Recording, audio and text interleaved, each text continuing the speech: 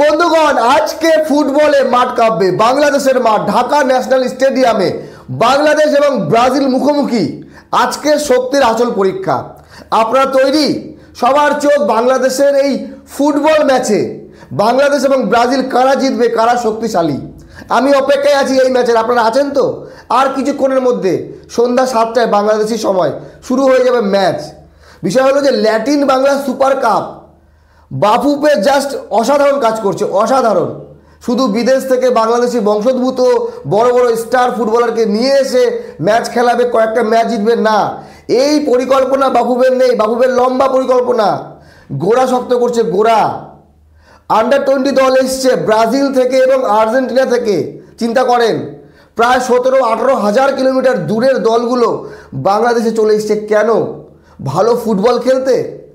তারা তো ভালো খেলেই, তাদের দেশগুলো ফুটবলে ভালো, কিন্তু বাংলাদেশের যে ছেলেরা যারা ভবিষ্যৎ, তারা নিজেদের কিভাবে ডেভেলপ করতে পারবে, তাদের ফুটবল কালচারটাকে বদলানোর চেষ্টা করছে। বাফুফে চায় গোড়া থেকে বাংলাদেশের প্লেয়ারগুলো ভালো হোক, যাতে ন্যাশনাল দলে এসে তারা ভালো খেলতে পারে।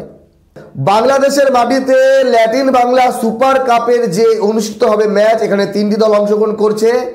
আর্জেন্টিনার এসছে অ্যাটলেটিকো চার্লোনের আন্ডার-20 ফুটবলার এবং ব্রাজিল থেকে এসছে সাও বার্নাডোর আন্ডার-20 ফুটবলার। বাংলাদেশের দলটা যথেষ্ট শক্তিশালী। কিউবা মিচেল, জায়ান আহমেদ, ফাহমিদুল ইসলাম সহ আরও অন্যান্য ফুটবলার যেমন বিস্তক চাকমা, বাইজিদ বেস্তামির মতো প্লেয়াররা আছে। আর এই দলের টিম ম্যানেজমেন্ট মাসুদ রানা এবং হেড কোচ গোলাম রাব্বানি। যেমন ধরেন বিস্তক চাকমা দারুণ ফুটবল খেলে, আকাশ আহমেদ, সাব্বির ইসলাম, তারেক হোসেন, মোহাম্মদ আরিফ, আজম খান, রিফাত কাজী, মোহাম্মদ অপুর রহমান, বাইজিদ বেস্তামি, মাসুদ রানা, চন্দ্র সাহা। তো এই যে বাইজিদ বেস্তামি আর বিতশোক চাকমা, এই দুজনের ফুটবল আমি দেখেছি খেলা, তারা ভালো খেলে, নো ডাউট। বাকি বাংলাদেশের এই দলটা কেমন পারফরমেন্স করবে আর্জেন্টিনার একটি ক্লাবের প্লেয়ারদের সঙ্গে এবং ব্রাজিলের প্লেয়ারদের সঙ্গে। দেখেন, ফুটবলের কালচার আমাদের এদিকে যেই লেভেলের, তার থেকে অনেক বেটার আর্জেন্টিনা এবং ব্রাজিল। বলতে হয় না, ফুটবল মানে ব্রাজিল আর্জেন্টিনা। তো সেই দলের সঙ্গে যখন খেলবে, কম্পিটিশন তো হবেই। বাংলাদেশের এই দলটা হারুক জিতুক, আমি মনে করি যে শিখবে অনেক কিছু, যে শিক্ষা আগামী তারা কাজে লাগাবে। আজকের প্রথম ম্যাচ ব্রাজিলের সাও বার্নাডো ভার্সেস বাংলাদেশের রাইজিং স্টার। 8ই ডিসেম্বর হবে দ্বিতীয় ম্যাচ, অ্যাটলেটিকো চার্লোন ভার্সেস বাংলাদেশের রাইজিং স্টার। এবং 11 December Atletico Charlone versus Sao বার্নাডো।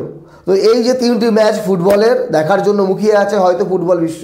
অনেকে হয়তো জানে না, প্লিজ আপনারা অবশ্যই সাপোর্ট করবেন। আমি জানি বাংলাদেশের প্রত্যেক ফুটবল প্রেমী মানুষ অপেক্ষা করে আছে। ভাই, ব্রাজিলের একটি দল, আর্জেন্টিনার একটি দল বাংলাদেশের মাটিতে এসে খেলছে, এটা অনেক বড় বিষয়। আর এই ফুল ক্রেডিট বাফুফে। তারা যেই উদ্যোগ নিয়েছে, এই রকম উদ্যোগ বাংলাদেশকে দেখে দেখে অন্যান্য দেশেও নিক। আমি মনে করি আমাদের ভারতীয় ফুটবলের উন্নতির জন্য এই সকল কার্যকলাপ করা উচিত।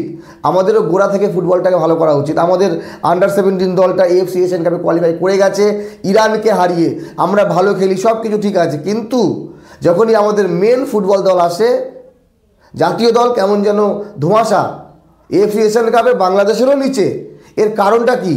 আমাদের গোড়া থেকে হয়তো শক্ত হতে হবে, আরও স্ট্রং হতে হবে। তো বাংলাদেশের যে ফুটবলের জনপ্রিয়তা বাড়ছে, অ্যাকচুয়ালি বাংলাদেশের জনপ্রিয়তা ছিল, কিন্তু সেই জনপ্রিয়তাটা কোথায় যেন চাপা পড়ে গিয়েছিল, সেগুলোকে জাগিয়ে তুলেছে বাফুফে। তারা যে নিত্য নতুন উদ্যোগ নিচ্ছে, একটা দৃষ্টান্ত স্থাপন করছে যে যদি ইচ্ছা থাকে তাহলে ব্রাজিল এবং আর্জেন্টিনার দলগুলোকেও দেশের মাটিতে এনে খেলানো যায়, আর সেটাই করে দেখিয়েছে। আর এটাই হয়তো বাংলাদেশের যে ফুটবলের সফলতা এখান থেকে শুরু হবে। যাই হোক, আজকের ম্যাচে শুভকামনা রইল বাংলাদেশের জন্য। ভালো কিছু করুক, আমরা ভালো কিছু দেখি। রেজাল্ট নিয়ে মাথা ঘামিয়ে লাভ নেই, জাস্ট ভালো ফুটবল খেলতে হবে। সাও বার্নাডো ভার্সেস বাংলাদেশের রাইজিং স্টার। ভালো থাকবেন সবাই। মতামত জানাবেন কারা জিতবে, ব্রাজিল না বাংলাদেশ, কমেন্ট করে জানাবেন। ধন্যবাদ।